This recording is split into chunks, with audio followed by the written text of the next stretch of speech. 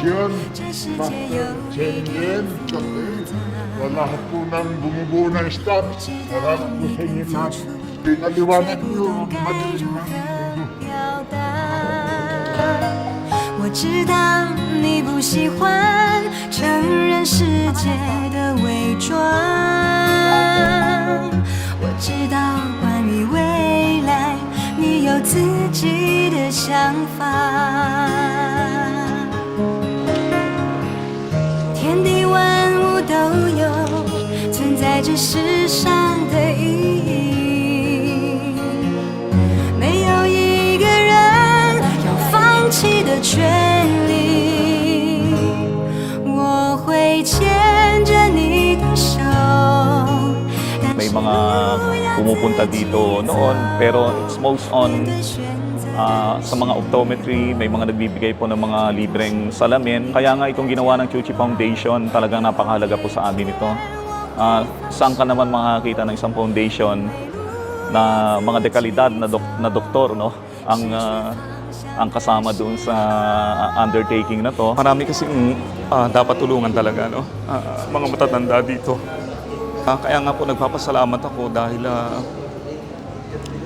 kahit papaano na-address yung ganitong mga sakit. Nakikita ko yung mga PDL after nila ma-operan is masayang-masaya sila na ngayon ko lang nakita na gano'n silang kasaya na actually sila pinaka-list or list priority ng mga tulong. Papasalamat kami sa Chuchi din na naisip kami na matulungan. Pero sana po tuloy-tuloy pa rin po yung pagtulong sa amin kasi marami pa po actually ang naghihintay na humingi rin ng tulong na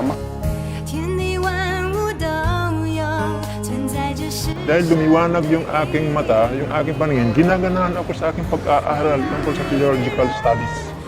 Kasi napakasarap basahin ang mga lesson. Kahit maliliit yung aking sulat ngayon, nababasa ko. Kaya nagpupuri ako sa Diyos sapagkat meron ganitong foundation at merong mga tumutulong sa katulad namin nandito sa loob ng bilangguan. Studies na meron dito ngayon sa Bilibid, gusto ko mapasukan.